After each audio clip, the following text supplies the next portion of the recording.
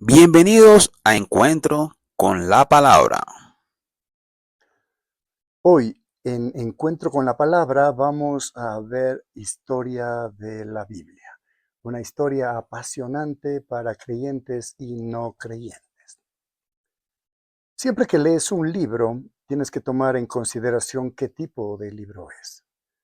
No lees todos los libros de la misma manera, nadie lo hace. Por ejemplo, no leemos un libro de cocina de la misma manera que leemos una novela.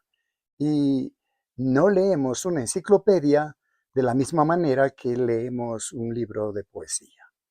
El tipo de libro que leemos determina cómo lo leemos. Esos son unos consejos muy principales. Y entonces, ¿qué tipo de libro es la Biblia? Bueno, es un libro de reglas, una enciclopedia con consejos espirituales y promesas, un libro académico de teología, una colección de historias sin relación. El tipo de libro que es determinará cómo lo leeremos. Y si no entendemos el tipo de libro que es, lo vamos a leer de manera equivocada y nos vamos a perder todo lo que realmente el libro está comunicando. Por ejemplo, muchas personas tratan la Biblia como una enciclopedia de consejos espirituales y promesas. La mayoría de las personas no leen una enciclopedia de tapa a tapa.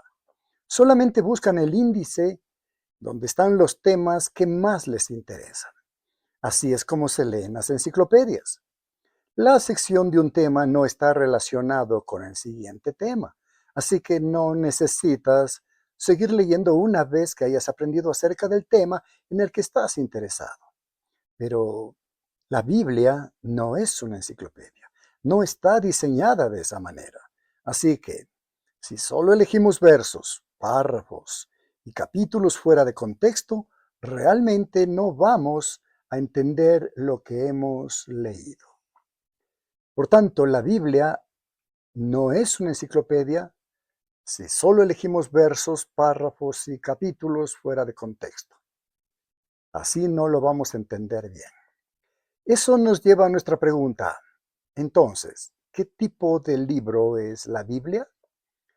Una pregunta un poco difícil porque sabemos que la Biblia es un libro único.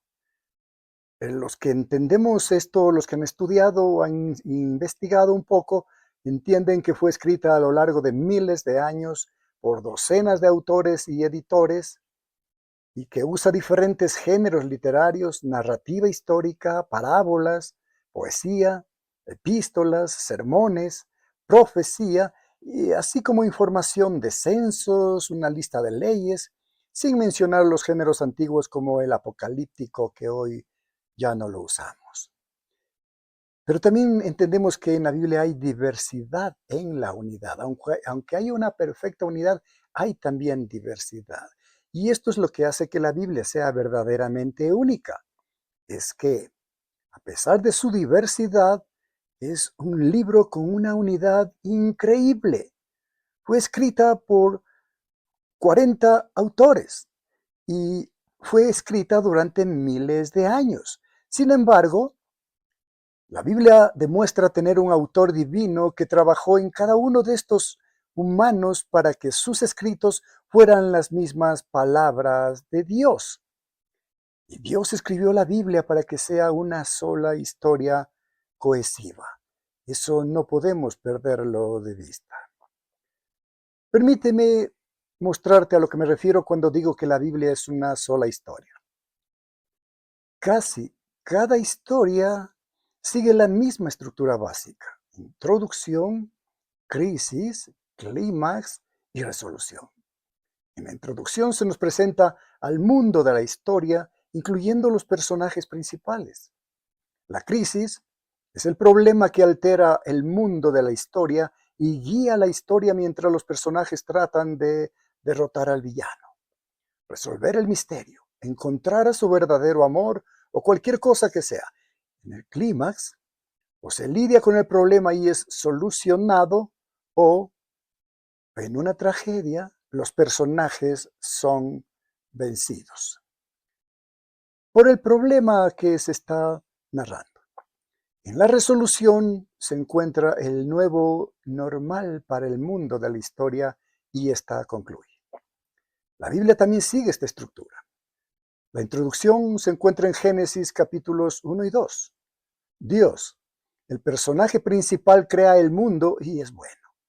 Él crea a los humanos como el pináculo de su creación. Ellos son muy buenos, así lo vio Dios. Y viven juntos en armonía. Dios protege y ama a su creación y ellos aman y obedecen a Dios. La crisis ocurre en Génesis 3. Un villano entra en la historia y perturba la armonía entre Dios y su creación al tentar a los humanos a desobedecer a Dios y tratar de tomar su lugar. Como consecuencia, la humanidad es corrompida por el pecado. Los humanos pecadores no pueden vivir junto con el Dios Santo, sino que ellos merecen la muerte por su traición. Además, la muerte y el pecado corrompen toda la creación. El clímax de la historia de la Biblia se encuentra en los Evangelios. Un hombre llamado Jesús declara que Él es el Hijo de Dios y que Él ha venido a rescatar a la humanidad de su pecado. Él vive una vida perfectamente santa y es el primer humano que vive y no merece la muerte.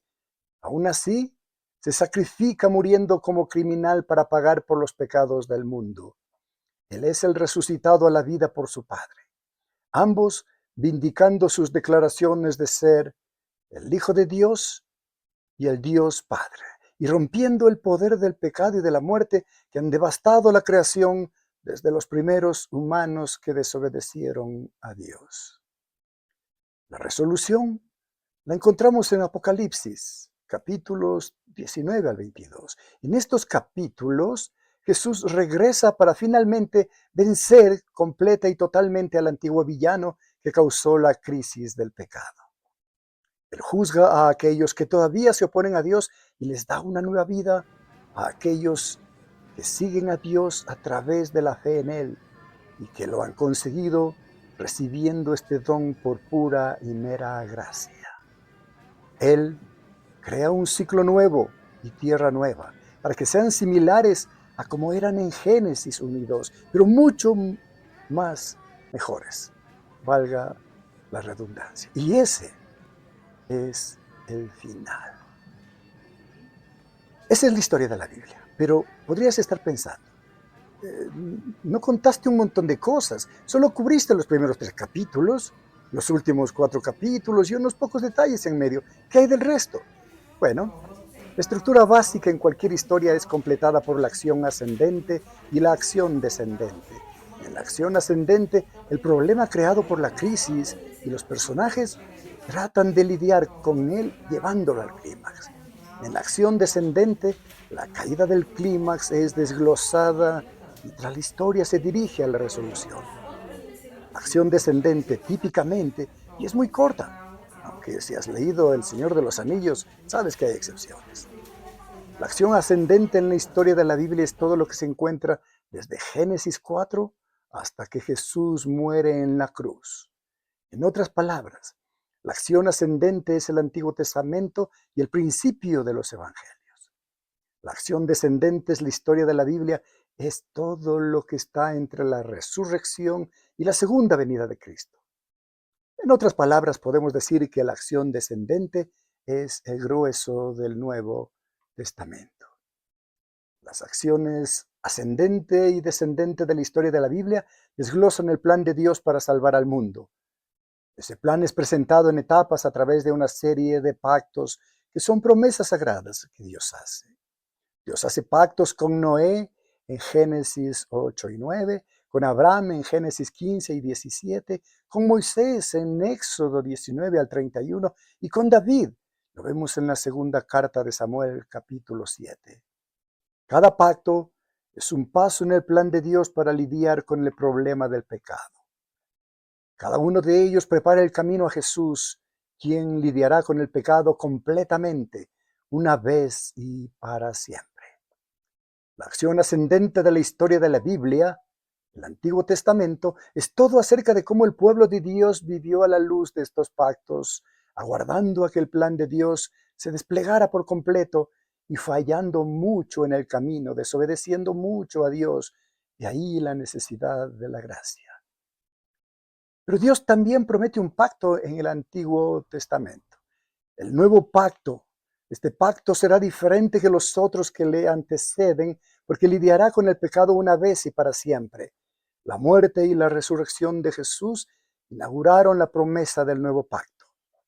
La acción descendente de la historia de la Biblia, el Nuevo Testamento, se trata de cómo el pueblo de Dios debe vivir a la luz de este nuevo pacto mientras esperamos a que Jesús regrese y traiga la resolución de la historia. Y esta es la historia de la Biblia, el plan de Dios para salvarnos de nuestros pecados y habitar con nosotros otra vez. Cada parte de la Biblia es una parte de esta historia, así que al leer la Biblia es importante que la leas como una historia y que sepas cómo la parte que está leyendo encaja con la historia completa. Si lees la Biblia de esta manera, todavía será difícil en ciertos momentos, pero tendrás un conocimiento más profundo de quién es Dios y lo que Él te está diciendo a través de su palabra.